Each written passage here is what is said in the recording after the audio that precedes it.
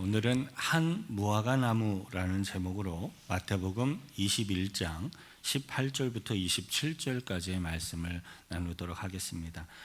화면을 따라서 본문 18절부터 제가 한 절, 여러분들이 한 절 함께 교독하겠습니다. 이른 아침에 성으로 들어오실 때에 시장하신지라. 길가에서 한 무화과 나무를 보시고 그리로 가사 잎사귀 밖에 아무것도 찾지 못하시고 나무에게 이르시되 이제부터 영원토록 내가 열매를 맺지 못하리라 하시니 무화과 나무가 곧 마른지라. 제자들이 보고 이상히 여겨 이르되 무화과 나무가 어찌하여 곧 말랐나이까. 예수께서 대답하여 이르시되 내가 진실로 너희에게 이르노니 만일 너희가 믿음이 있고 의심하지 아니하면 이 무화과 나무에게 된 이런 일만 할 뿐 아니라 이 산더러 들려 바다에 던지리라 하여도 될 것이요.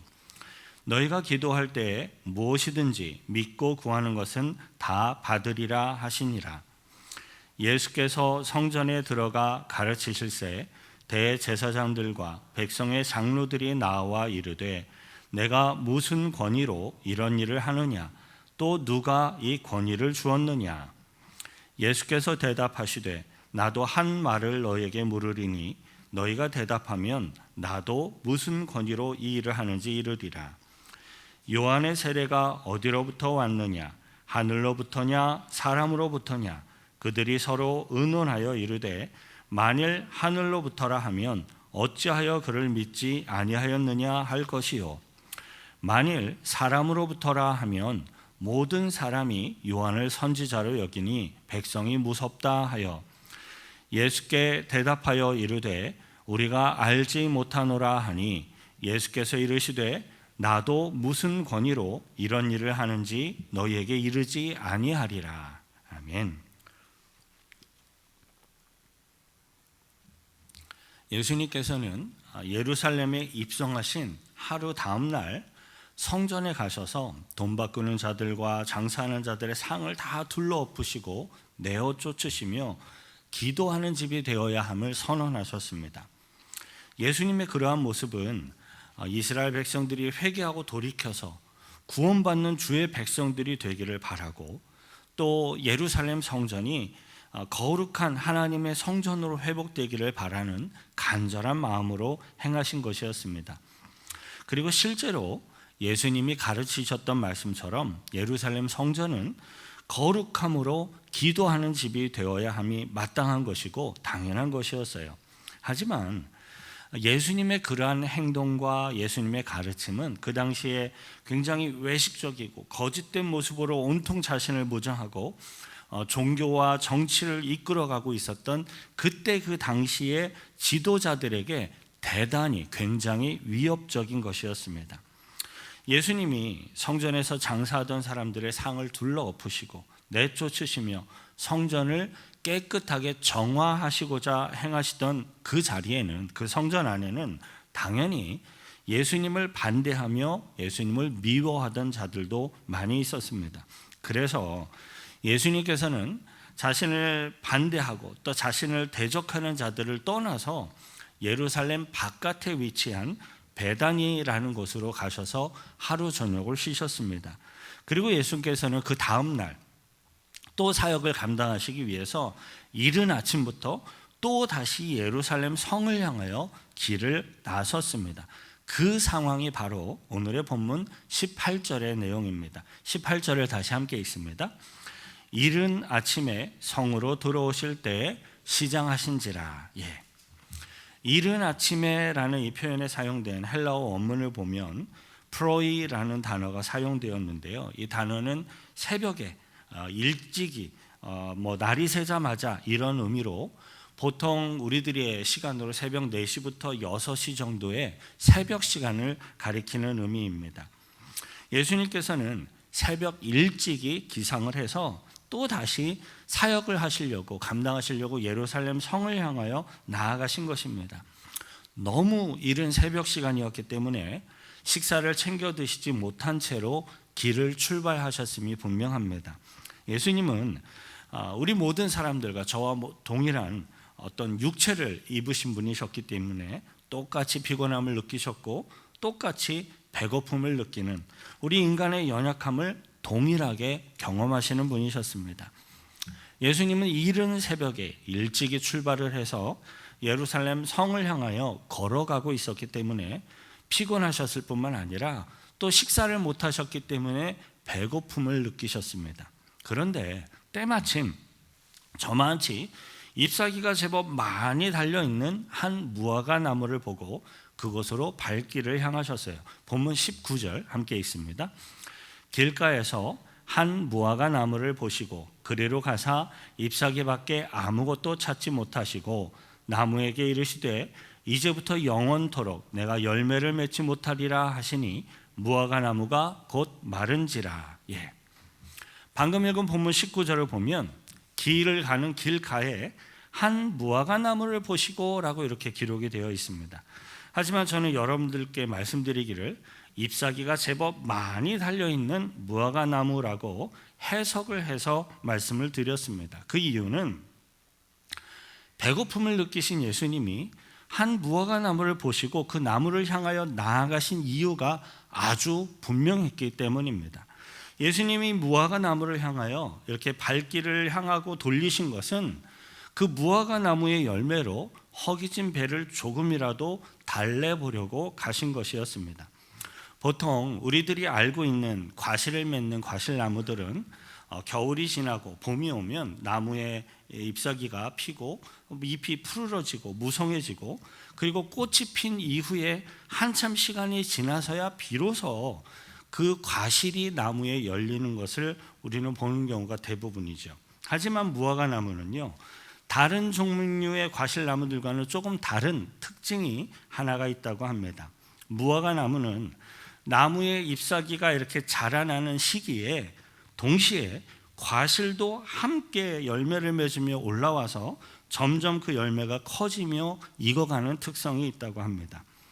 무화과 나무는 잎사귀가 무성해지고 그 다음에 꽃이 피고 그 다음에 한참 시간이 지나서 그때 열매를 맺는 게 아니라 나무의 잎사귀가 무성하게 피어오르는 같은 시간대, 같은 시간에 열매도 함께 맺히고 자라나며 무르익어가는 것입니다. 따라서 사람들이 볼 때 무화과 나무의 푸르른 잎사귀를 보면서 열매를 바라며 가까이 다가오도록 만들었다면 그 무화과 나무는 분명 잎사귀가 풍성한 나무입니다. 사람들은 무화과 나무의 잎사귀가 풍성하게 달려있는 것을 보고 나무에 무화과 열매가 달려있겠구나라고 생각을 하고 기대하며 나아가는 것입니다. 이스라엘 지역의 무화과 나무는 5월에서 6월 정도에 본격적으로 여름 시간에 본격적으로 잎사귀와 함께 열매를 맺으며 자라나는 것이 보통이었습니다. 하지만 여름이 되기 전인 4월 달이라고 해도 어떤 특정한 일기와 상황에 따라서 무화과 나무에 열매가 맺히는 것은 역시 가능한 일이었어요. 구약성경 이사야서를 보면요, 이사야 28장을 보면 여름 전에 처음 익은 무화과의 내용이 기록되어 있어요. 이사야서 28장 4절 함께 읽습니다. 그 기름진 골짜기 꼭대기에 있는 그의 영화가 쇠자나 가는 꽃이 여름 전에 처음 익은 무화과와 같으리니 보는 자가 그것을 보고 얼른 따서 먹으리로다. 구약성경 이사야서에 기록되어 있는 것처럼 이스라엘 지역에는 때와 따라서 상황에 따라서 여름이 안 됐어도 여름 전에도 무화과 열매가 열리는 경우가 있었습니다. 하지만 예수님이 보시고 다가갔던 그 무화과 나무는 잎사귀가 풍성하게 달려있는데도 불구하고 열매가 전혀 달리지 않은 좋지 못한 나무, 이상한 나무였습니다. 그런데 더욱더 이상한 것은요, 본문 19절에서 예수님이 그 나무를 향하여 저주하셨고 그 무화과 나무는 곧 말라서 죽어버렸다는 점입니다. 본문 19절이 보여주고 있는 이러한 상황은 우리들이 쉽게 이해하기가 참으로 어려운 난해한 것입니다. 왜냐하면 성경이 보여주고 있는 예수님의 모습은 배가 고픈데 열매가 없다고 해서 홧김에 저주해버리는 매정하고 무서운 그러한 예수님이 전혀 아니시기 때문입니다. 예수님을 함께 따르던 제자들도 그러한 예수님의 모습이 이상하고 이해할 수가 없어서 질문을 드렸어요. 본문 20절 함께 읽습니다. 제자들이 보고 이상히 여겨 이르되 무화과 나무가 어찌하여 곧 말랐나이까. 예수님을 가장 가까이서 따르던 제자들이 생각을 해볼 때에도 그러한 예수님의 모습은 이해하기가 어려운 굉장히 이상한 것이었습니다. 더군다나 우리 인간들의 생각과 마음까지도 모든 것을 다 통찰하시는 그러한 예수님께서 무화과 나무에 열매가 없을 것이라는 사실을 모르고 다가갔다가 화가 나서 저주까지 하셨다라는 것은 전혀 아예 말이 되지가 않습니다. 맞습니다. 그러한 해석은 전혀 옳은 해석이 아닙니다. 오늘 우리들이 함께 살펴보고 있는 이 성경 본문에는 예수 그리스도께서 의도하시는 아주 중요한 영적인 상징성과 가르침이 분명하게 있습니다. 저와 여러분들은 본문 가운데 예수님이 의도하며 선언하고 계시는 그 영적인 가르침을 배우고 깨달으며 순종하는 믿음의 주의 백성들이 되시길 축원드립니다. 오늘의 본문에서 보여주고 있는 잎사귀만 무성한 무화과 나무는 이스라엘을 상징하는 것이었습니다. 잎사귀만 무성하였던 그 무화과 나무는 풍성해 보이기도 하고 튼실해 보이는 좋은 나무처럼 보였지만 실제로는 전혀 열매를 맺지 못하는 못된 나무였습니다. 황금색의 빛깔을 띠며 반짝인다고 해서 모든 게 다 순수한 정금이 아닌 것처럼 보여지기에 거룩해 보이고 화려해 보이는 어떤 신앙생활의 모습이 있다고 해도 다 진정한 신앙인은 아닌 것입니다. 예수님께서 예루살렘 성에 입성하셨던 그 당시는 사실 이스라엘의 신앙적인 부흥의 시기처럼 보여지는 그러한 시기와 상황이었습니다. 그 당시 이스라엘은 유월절 절기를 지키기 위해서 이 예루살렘 성에 200만 명이 넘는 사람들이 모여들 만큼 겉으로 보기에 외형적으로는 여호와 하나님을 잘 섬기는 사람들처럼 보여지고 있었습니다. 하지만 사실은 이스라엘 백성들에게 진실된 신앙적인 열매를 찾아보기가 힘들 만큼 영적으로는 메말라 있었고 외식적이고 거짓된 신앙생활의 모습이 그저 당연한 것처럼 받아들여지고 있는 그러한 영적인 메말라 있는 상태였습니다. 예수님께서는 잎사귀만 무성하고 열매가 전혀 없는 이 무화과 나무를 저주하시고 심판하심으로써 이스라엘 백성들의 영적 상태를 경고하시며 예루살렘의 멸망을 선언하신 것이었습니다. 아무리 여호와 하나님의 이름을 부르며 어떤 신앙적인 모양 그리고 열심이 있다고 할지라도 자신의 진실되고 내적인 믿음과 신앙의 내용이 없다면 그들은 결국 심판과 저주의 대상이 될 것입니다. 이러한 경고와 심판의 말씀은 일찍이 예수님께서 여러 차례 선언하신 말씀이었습니다. 마태복음 7장 16절부터 20절 화면을 따라 우리 함께 읽습니다. 그들의 열매로 그들을 알지니 가시나무에서 포도를 또는 엉겅퀴에서 무화과를 따겠느냐? 이와 같이 좋은 나무마다 아름다운 열매를 맺고 못된 나무가 나쁜 열매를 맺나니 좋은 나무가 나쁜 열매를 맺을 수 없고 못된 나무가 아름다운 열매를 맺을 수 없느니라. 아름다운 열매를 맺지 아니하는 나무마다 찍혀 불에 던져지느니라.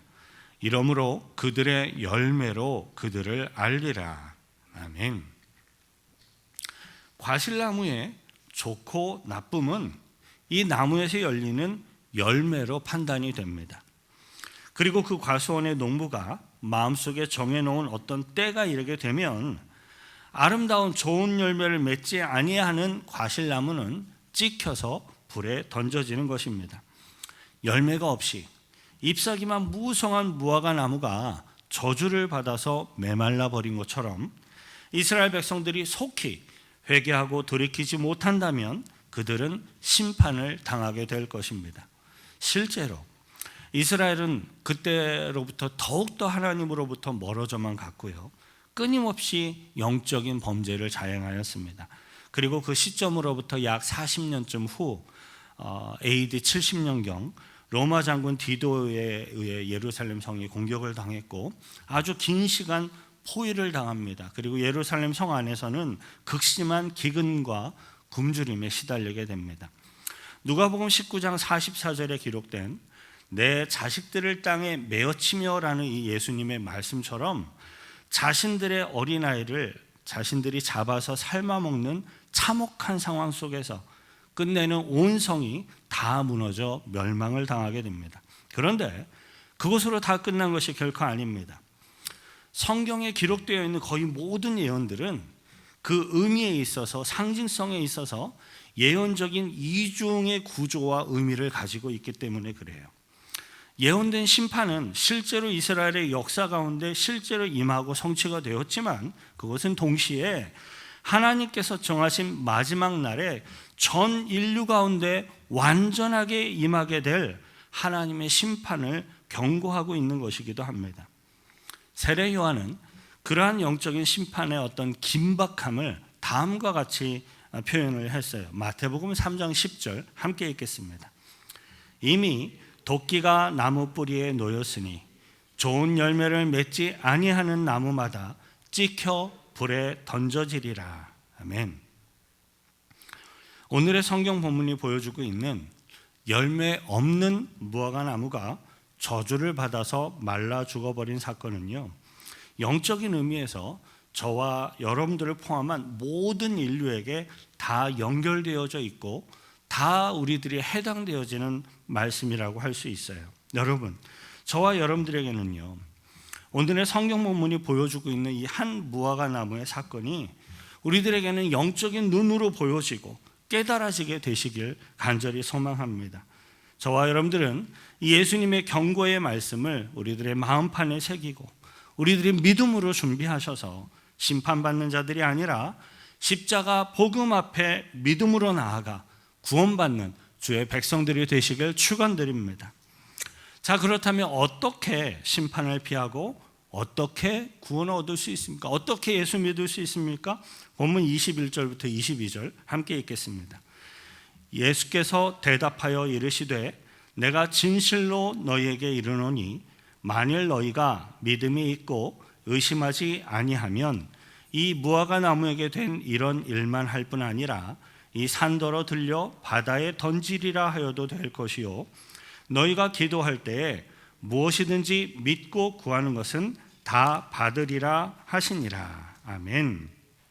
믿음을 갖고 믿음으로 예수님께 나아가서 기도하고 예수님께 구하면 누구나 다 구원을 얻을 수 있습니다. 구원받지 못하는 유일한 이유가 있다면 그것은 믿음으로 예수님께 나아가 겸손하게 구하지 않기 때문에 구원받지 못하는 것입니다. 오늘의 성경 본문은 정확히 그러한 심판받을 자들의 대표적인 모습을 명확하게 보여주고 있어요. 본문 23절입니다. 함께 읽습니다. 예수께서 성전에 들어가 가르치실새 대제사장들과 백성의 장로들이 나와 이르되 내가 무슨 권위로 이런 일을 하느냐 또 누가 이 권위를 주었느냐. 그때 당시 이스라엘의 종교적인 지도자들, 정치적인 지도자들은 모두가 다 예수 그리스도에 대한 소식을 이미 들어서 알고 있었고 또 예수님의 행하심을 직접 자신의 눈으로 보고 경험한 사람들도 그 중에 있었습니다. 하지만 그들은 겸손하게 믿음으로 예수님께 나아가 용서를 구하며 구원을 받지 못했습니다. 오히려 그들은 권위의 문제를 가지고 따지고 들며 예수님을 대적하였습니다. 그때 당시 대제사장들과 이 백성의 장로들은 자신들이 이스라엘의 어떤 영적인 지도자들과 대표자들이기 때문에 이스라엘 백성들을 자신들이 지도하고 가르칠 수 있는 권위가 자신들에게 있다라고 생각을 하고 있었습니다. 하지만 여러분, 권위라는 것은요, 사람들을 대표하는 어떤 대표성에서 나오는 것이 아니라 진리와 의로움의 능력으로부터, 진리로부터 권위가 나오는 것입니다. 아무리 여러 사람들의 의견으로 세워진 어떤 한 나라의 지도자라 할지라도 진리가 아닌 거짓으로 또 이기심으로 사람들을 인도하는 경우에는 결코 권위가 느껴지거나 결코 권위가 세워질 수가 없습니다. 오직 사람들을 인도하는 대표자가 진리에 기초하여, 의로움에 기초하여 능력 가운데 사람들을 인도해 갈 때에 비로소 거기에 권위가 느껴지고 권위가 세워지는 것입니다. 그리고 이 세상의 모든 진리와 의로움의 능력은 다 창조주 하나님께 그 기초를 두고 있고, 그 창조주 하나님으로부터 그 권위가 나와 위임되어지고 시행되어지는 것입니다. 예수님께서는 방금 제가 여러분들에게 설명드린 성경적인 권위에 대한 가르침을 그들에게도, 대제사장들과 백성의 장로들에게도 이렇게 가르치며 선언하실 수가 있었지만 그렇게 하시질 않았어요. 왜냐하면 그들이 예수님께 이렇게 권위의 출처를 묻고 있는 이것은 그들이 진리를 배우고 깨닫기 위한 것이 아니라 예수님을 함정에 빠뜨리기 위한 그러한 모략이었기 때문입니다. 예수님이 가르치시며 행하시는 모든 것들은 다 창조주 하나님으로부터 나오는 신적인 권위였습니다. 하지만 그 사실을 예수님이 본인의 입으로 이야기하시는 순간 그들은 예수님을 신성모독 죄인으로 치부하려는 계획이었습니다. 그리고 예수님의 권위가 창조주 하나님으로부터 나온 것이다 라는 사실을 온전히 이야기하지 않는다면 그것은 또 예수님을 따르고 있는 사람들의 믿음을 시험에 빠뜨리는 결과를 초래하게 될 것입니다. 그래서 예수님께서는 당신의 권위가 어디에서 온 것입니까? 라고 이렇게 권위의 출처를 묻고 있는 그들의 질문에 대해 직접적인 답변을 피하시고 오히려 그들 스스로가 답변을 할 수 있도록 역으로 질문을 하십니다. 24절부터 27절이에요. 함께 있습니다. 예수님께서 대답하시되 나도 한 말을 너에게 물으리니 너희가 대답하면 나도 무슨 권위로 이런 일을 하는지 이르리라. 요한의 세례가 어디로부터 왔느냐? 하늘로부터냐? 사람으로부터냐? 그들이 서로 의논하여 이르되 만일 하늘로부터라 하면 어찌하여 그를 믿지 아니하였느냐 할 것이요 만일 사람으로부터라 하면 모든 사람이 요한을 선지자로 여기니 백성이 무섭다 하여 예수께 대답하여 이르되 우리가 알지 못하노라 하니 예수께서 이르시되 나도 무슨 권위로 이런 일을 하는지 너에게 이르지 아니하리라. 그들이 가졌던 질문은 세례 요한의 권세가 하늘로부터 온 것인지 사람에 기초한 것인지를 묻는 그러한 질문이었습니다. 만일에 이 세례 요한의 권세가 하늘로부터 온 것이다 라는 것을 인정한다면 세례 요한이 예수님을 향하여 예언하며 선언하였던 예수 그리스도의 메시아 되심을 그대로 인정하게 되는 것이죠. 하지만 이 세례 요한의 권세가 하늘로부터 온 것이다 라는 것을 만일에 거부하게 되면 이 세례 요한을 하나님이 보낸 선지자로 여기고 있는 수많은 사람들로부터 반대와 공격을 피할 수가 없게 되는 것입니다. 진리는요, 어떠한 모양과 순서를 따르더라도 진리예요. 진리는 항상 진리로 드러나도록 되어 있음을 믿으시기 바랍니다. 아무리 세상의 불신앙인들이, 세상 사람들이 예수 그리스도의 십자가 복음을 비아냥거리며 예수 그리스도를 조롱할지라도 마지막 날에는 그것이 진리였구나라는 사실이 명백하게 드러나게 될 것입니다. 이스라엘의 대제사장들과 장로들이 거짓되고 외식적인 어떤 권위에, 사람들로부터 오는 권위의 옷을 입고 권세를 휘두르고 있는 이러한 모습은요, 마치 열매 없는 무화과 나무가 잎사귀만 무성하게 흔들고 있는 것과도 같은 비슷한 것이었습니다. 그래서 예수님께서는 아주 분명하게 그들에게 보여주셨습니다. 열매 없이 잎사귀만 무성하게 흔들고 있는 이 무화과 나무는 저주를 받아서 말라 죽은 것입니다. 사랑하는 성도 여러분, 오늘 성경 본문에서 보여주고 있는 이 한 무화과 나무는 예수님이 배고 고프셔서 화가 났기 때문에 저주를 해서 말라 죽은 게 아닙니다. 그것은 이스라엘의 영적인 현실을 그들이 눈으로 볼 수 있도록 이렇게 현실을 보여주며 이스라엘 가운데 임박한 심판을 예고하고 계시는 예수님의 아주 엄중한 경고였습니다. 그리고 그것은 저와 여러분들을 향하여서도, 우리 모든 인간들을 향하여서도 반드시 임하게 될 마지막 날에 대한 하나님의 심판에 대한 엄중한 경고이기도 합니다. 세례 요한은요, 이미 도끼가 나무 뿌리에 놓여 있으니 좋은 열매를 맺지 아니하는 나무마다 찍혀서 불에 던져지리라라고 그 마지막 심판의 긴박함을 선언하였습니다. 누구든지 그 엄중하고 임박한 경고의 말씀을 듣고 겸손히 믿음으로 예수 그리스도의 십자가 복음 앞에 나와 회개하며 구원을 간구하면 누구든지 구원을 얻을 수 있습니다. 저와 여러분들은 영적인 구원의 열매는 없으면서 잎사귀만 무성한 무화과나무처럼 신앙생활을 해서는 안 되겠습니다. 아직 나에게 믿음의 확신이 혹은 구원의 열매가 없다라고 느껴진다면, 준비되지 못했다면 있는 그대로 진실되게 겸손하게 주님 앞에 나아가서 구원을 간구하고 도움을 구하며 요청하는 것이 맞는 것입니다. 저와 여러분들은 오늘의 성경 본문이 명확하게 보여주고 있는 마지막 날의 심판이 임박하였다라는 사실을 깨닫고 기억하시고 믿음으로 살아가는, 그리고 믿음으로 구원을 간구하는 구원받는 주의 백성들이 되시길 축원드립니다.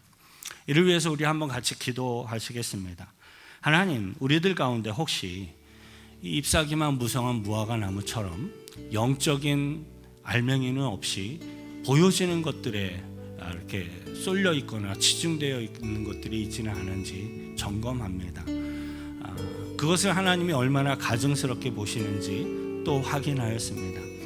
우리들의 신앙생활이 진정으로 주님이 보실 때 좋은 나무처럼 좋은 열매를 맺는 그러한 믿음 생활이 될 수 있도록 이끌어 주시고, 또 우리들의 삶의 모습을 통해 보여지는 모습도 열매 없이 잎사귀만 무성한 자들이 아니라 잎사귀도 무성하고 열매도 풍성하게 맺어서 기꺼이 나누어 줄 수 있는 믿음의 삶이 되게 해달라고 같이 함께 기도하겠습니다. 거룩하신 주님 아버지요, 예수님께서 한 무화과 나무의 사건들을 통해 엄중하게 선언하고 계시고 또 경고하고 계시는 주님의 음성을 듣습니다. 이것은 그때 당시에 제사장들과 지도자들만을 향한 것이 아니라 모든 믿음의 백성들을 향한 주님의 음성임을 다시 한번 깨닫습니다. 주님의 임박한 심판날이 다가올수록 더욱더 깨어 기도하며 주님 앞에 구원을 간구하며 구원받은 주의 백성으로서 아름다운 믿음의 열매를 맺으며 살아갈 수 있도록 저희들을 붙들어 주옵소서, 인도하여 주옵소서. 또 주님, 가식적인 외식적인 신앙생활의 모습이 아니라 있는 그대로 나의 영적인 상태를 인정하고 주님께로 겸손함으로 나아와 구원함을 간구하며 구원받는 우리들이 되게 하여 주옵소서. 하나님 아버지, 오늘의 성경 본문이 이야기해주고 있는 엄중한 경고와 예언의 말씀 앞에 겸손히 나아가 우리들의 영적인 모습을 되돌아보게 하심에 감사를 드립니다. 본문 가운데 대제사장들과 장로들이 주장하고 있던 세상적인 권위는 결코 우리들의 구원의 문제를 해결해 주지 못한다는 사실을 깨닫습니다. 오직 예수 그리스도의 십자가 복음 앞에, 하늘로부터 오는 권위 앞에 믿음으로 나아가기를 소망하오니 성령을 보내주시고 성령을 통하여 인도해 주시고 이끌어 주셔서 우리들을 구원하여 주옵소서. 우리를 구원하신 예수 그리스도의 이름으로 기도하옵나이다. 아멘. 우리들을 구원하시고 이끄시는 주님의 은혜 앞에 큰 박수로 영광 돌려드리겠습니다. 아멘.